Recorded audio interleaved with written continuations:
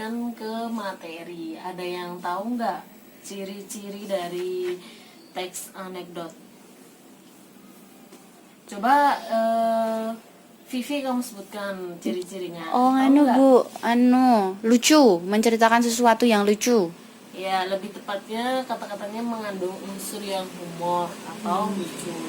Bisa diperbaiki lagi nanti saat mencatat ya. Iya, Bu.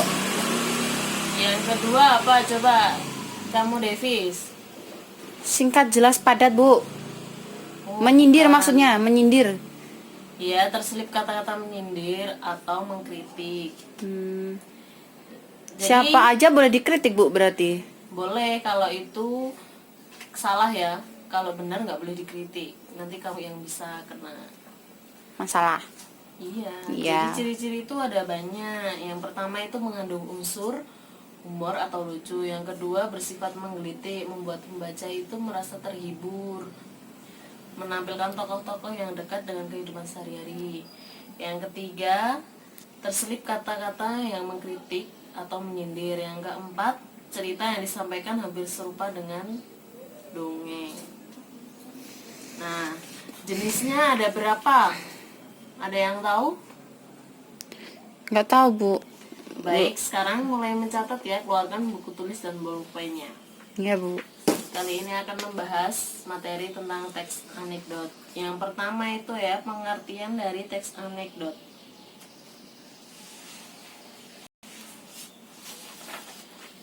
Teks anekdot merupakan cerita singkat yang ada di dalamnya, mengandung unsur lucu dan memiliki maksud untuk melakukan kritikan. Ibu ulangi sekali lagi ya. Teks anekdot adalah merupakan cerita singkat yang ada di dalamnya, mengandung unsur lucu dan memiliki maksud untuk melakukan kritikan. Ada yang ketinggalan lagi? Enggak, Bu. Baik, selanjutnya.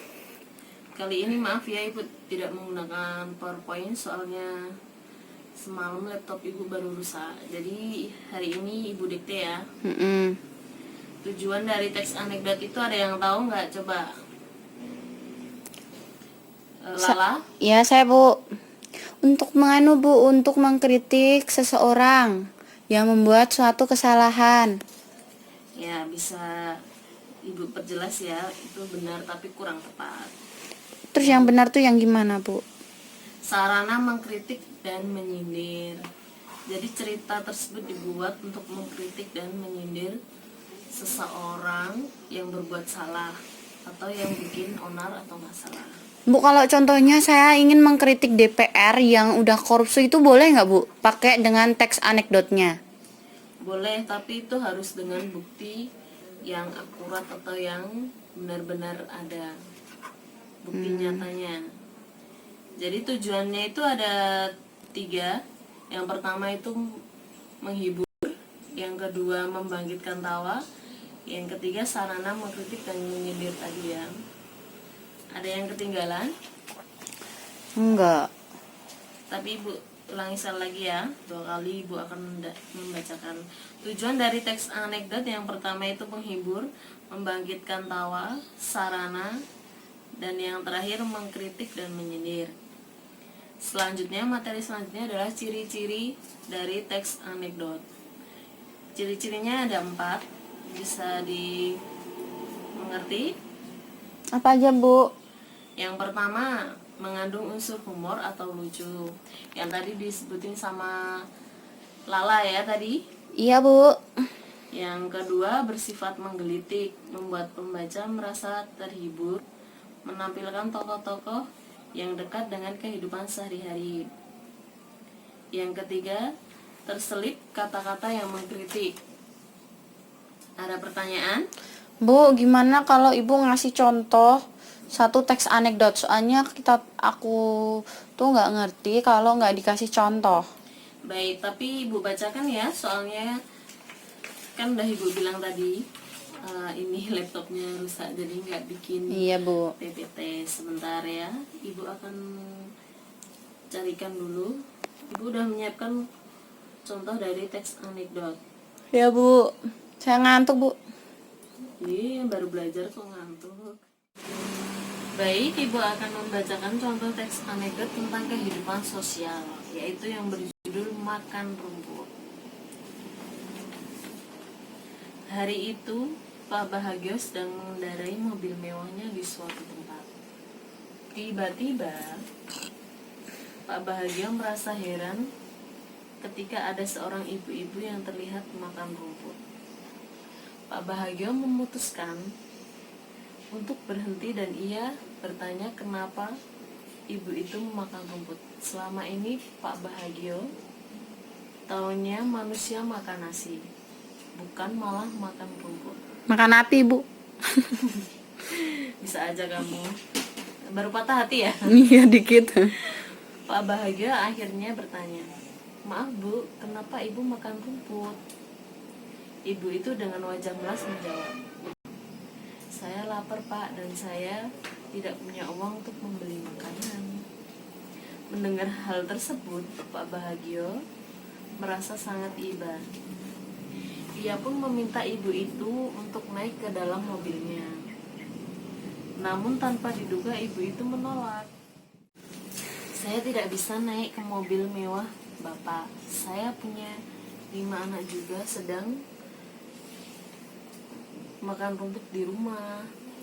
Jelas ibu itu. Mendengar hal tersebut, Pak Bahagia langsung menjawab, "Ya, bawa saja kelima anak ibu ke mobil mewah saya." Tentu saja ibu tersebut merasa girang. Ia memanggil semua anak-anaknya untuk naik mobil mewah Pak Bahagia.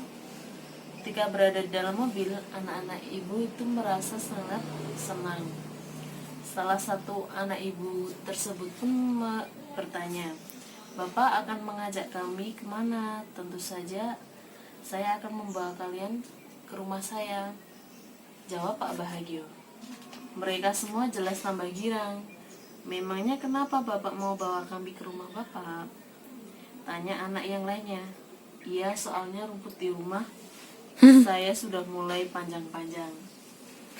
Itu sekian cerita teks anekdot ibu. Mungkin bisa ada yang ditanyakan. Oh, berarti intinya tuh disuruh motongin rumput di rumah ya, Bu ya? Iya, suruh makanin yang di rumah, bukannya menolong tapi malah. Menyuruh mereka makan rumput di rumah. Nah, itu ada yang bisa menyebutkan unsur humor mana yang terletak pada cerita tersebut? Pak Bagio tadi, Bu. Iya, kenapa Pak Bahagianya? Dikirain ngajakin pergi kasihan tuh karena mau ngajakin makan ke rumah makan gitu, Bu. Tapi ternyata malah diajak ke rumah buat makanin rumput rumahnya yang udah panjang-panjang. Iya, benar sekali. Jadi yang materi yang selanjutnya itu ada jenis. Nah, jenisnya itu ada teks lisan dan anekdot lisan dan teks. Nah, tadi termasuk jenis yang mana teks yang Ibu berikan contoh tadi? Lisan. Kenapa bisa lisan? Karena Ibu membaca. Ya, kalau yang teks berupa gimana maksudnya? Kalau teks kita yang membaca. Iya nggak, Bu sih? Iya. Iya bener kan, Bu? Selanjutnya yang materi terakhir itu ada struktur. Yang pertama, dicatat jangan lupa ya. Bu, pulpen saya habis. Pinjam temennya dulu. Iya, Imran, pinjam Imran. Yang pertama, dengarkan. Yang pertama ada abstrak. Yang kedua orientasi. Yang ketiga reaksi. Yang ketiga krisis.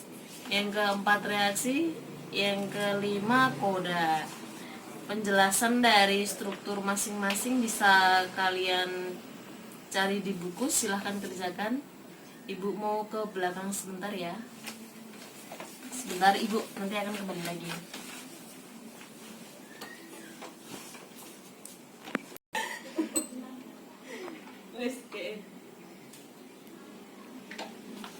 Udah selesai anak-anak?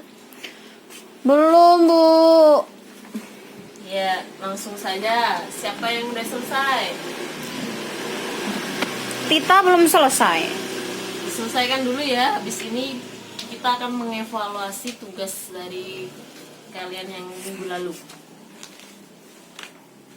Ibu sambil menunggu, Ibu akan mengoreksi cerita kalian ya. Kalau mungkin ada yang perlu direvisi dan dibenahi kata-katanya. Nggak sopan kamu. Alhamdulillah. Ya, Lala. Siti Bu, Lala. Oh iya maaf. Ini punya Siti harus ada yang dibenahi lagi, nanti ceritanya kurang tepat. Nanti yang ibu coret merah dibenerin ya. Emang Siti pernah salah Bu? Siti kan nggak pernah salah. Oh iya, perempuan yang selalu benar. Kamu bisa aja deh. Iya dong. Nah, udah selesai semuanya. Udah, coba sebutkan dari abstrak itu pengertiannya. Struktur itu maksudnya apa ya abstrak? Abstrak kayak Ada pernah yang tahu? dengar. Iza, coba Iza. Nggak ngerti Bu. Loh, gimana ini katanya udah selesai. Ya udah langsung saja ya Ibu bacakan. Abstrak itu ditaruh di awal paragraf dengan fungsi untuk menggambarkan mengenai teks anekdot tersebut. Secara umum agar pembaca bisa membayangkan. Jadi maksudnya itu membayangkan, wah ceritanya itu bakal begini, bakal lucu atau menyindir ataukah mengkritik. Nah, mungkin ada pertanyaan? Enggak. Baik, yang kedua ya langsung saja karena ini kita sebentar lagi akan mengevaluasi cerita kalian, waktunya sudah mau mepet. Orientasi adalah awal kejadian pada cerita atau bagian yang menjelaskan latar belakang mengapa peristiwa utama dalam cerita bisa terjadi. Ada yang ketinggalan? Enggak. Baik, langsung saja lanjut yang ketiga, krisis. Struktur yang ketiga adalah krisis. Krisis adalah bagian yang menjelaskan pokok masalah utama dengan warna unik yang tidak biasa. Sudah? Sudah. Baik, langsung saja yang keempat, reaksi sangat berhubungan dengan struktur krisis.